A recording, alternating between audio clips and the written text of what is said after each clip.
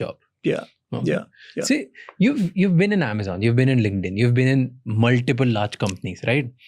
Large companies में आपने बहुत सारी साइकिल्स देखी होंगी जहाँ पे लोग ले ऑफ हो जाते हैं, वहाँ पे फायर हो जाते हैं. In the world of automation, और ये सारी बड़ी बड़ी कंपनीज हैं, हर थोड़े टाइम में, हर 2-3 साल में कुछ ऑटोमेशन लाती है और किल कर देती है. जैसे अमेजोन रोबोट्स लेके आया और आधे लोगों को निकाल दिया, फिर अब AI आया निकाल दिया. इसके पहले भी बहुत बार इन्होंने ऑटोमेशन किया है, राइट?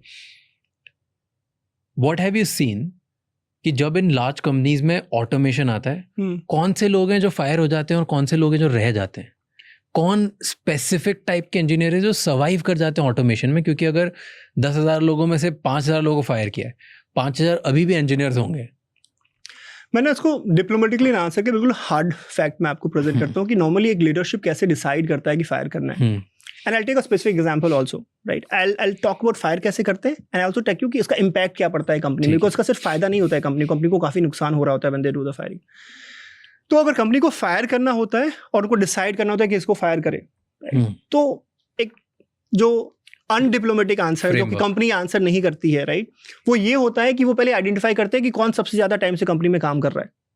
और एक नॉर्मल अंडरस्टैंडिंग है कि जो जितनी ज्यादा आईटी सेक्टर में जितने दिनों से काम कर रहा है ना, उसकी फ्लेक्सिबिलिटी उतनी ज्यादा कम है, वो अपने आप को उतना तेजी से चेंज नहीं कर पाएगा. That's a generic understanding, right? Hard part of the IT sector is unlike other institute और अदर सेक्टर. फॉर एग्जाम्पल अगर मैकेनिकल का होता, सिविल का होता, तो जैसे जैसे आप एज करते हैं with experience people start valuing you. आपकी सैलरी बढ़ेगी, डिमांड बढ़ेगी, आप एक्सपर्टाइज हो रहे हो, आप ऑन द जॉब सीख रहे हो. Unfortunately in the IT sector it is not true. देखो, जब आईटी सेक्टर में चालू करा था ना, तो I came in IT sector with a dream की बहुत बड़ी लाइफ सेक्सी होगी. नो, मैं मैकबुक लेके घूमूंगा, इसी कमरे में बैठा रहूंगा, I will be travelling the entire world. And that's what I thought, and that's how I started my career in the IT itself. But when I got into this, I realized कि boss अगले side का जो grass है that's not that greener, right? आप भले ही MacBook लेके बैठे हुए हो, पर आपको रात में 2 बजे कॉल आएगा कि कोड फट गया है और आपको जगना है और आपको फिक्स करना है. there's no excuse. आप ऑफिस अपने साथ लेके घूम रहे हो, अगर आप दुनिया घूम रहे हो तो भी. And the hardest part of it is that आपके बिगिनिंग में when you're starting करिए, आपके पास खूब सारे जॉब्स हैं, पर ये पिरामिड है दोस्त. जैसे जैसे आप ऊपर होते जाते हो, अगर आप खुद को नहीं अपस्किल कर रहे हो, आप हर दिन के साथ ये चांसेस कि आपको ले ऑफ कर दिया जाए वो बढ़ता चला जाता है.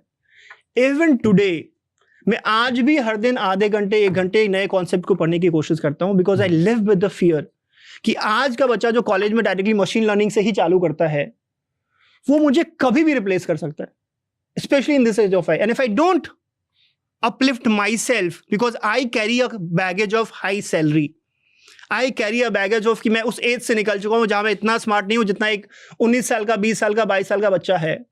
आई एम इन एज जहां पे बच्चे चालू ही वहां से कर रहे हैं जहां पे मैंने चालू ही नहीं करा था. And we have to be practical, right? And if I don't do it, they will not take, you know, this IT field में भले आप प्रोग्रामिंग लैंग्वेज हो, आप सॉफ्टवेयर हो या फिर सॉफ्टवेयर डेवलपर हो, दे will not think twice before they fire you.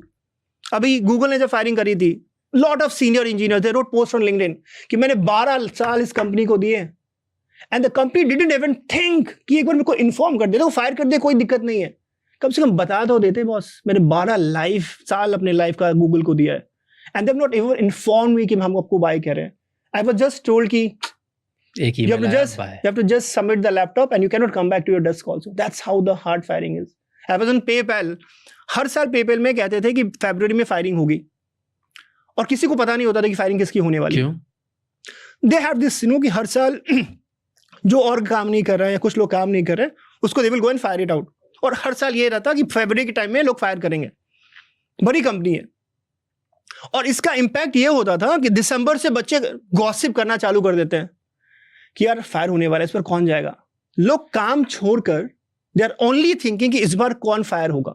And it's not based on the talent, it's not based on the talent, it's based on कि शायद कंपनी को लग रहा है कि ये ऑर्ग नहीं काम कर रहा है, या फिर ये ज्यादा सीनियर है और या ज्यादा शायद फ्लेक्सिबल आगे हमारे लिए नहीं रह पाएगा, उसको हम फायर कर देंगे. अब प्रॉब्लम इसकी वजह से क्या होता है, 2 महीने तक productivity is at the lowest, because as a human, see अभी समारा ने बड़ी अच्छी बात कही, when you working for a company, आप दिल से मत काम करो दोस्त, है ना, दिमाग से काम करो. See when you are working company, we are all humans. मेरी बेटी है, मेरा बीबी है, मेरा घर है, मेरे एक्सपेंसेस है, राइट? मैं जॉब कर रहा हूं ताकि मैं उसको भी सस्टेन करूं. अगर मुझे ही नहीं पता है कि अगले 2 महीने के बाद जॉब होगी कि नहीं होगी, आप कैसे एक्सपेक्ट करते हो कि मैं अपना 200% दूंगा? आप कैसे इवन एक्सपेक्ट कर सकते हो कि मैं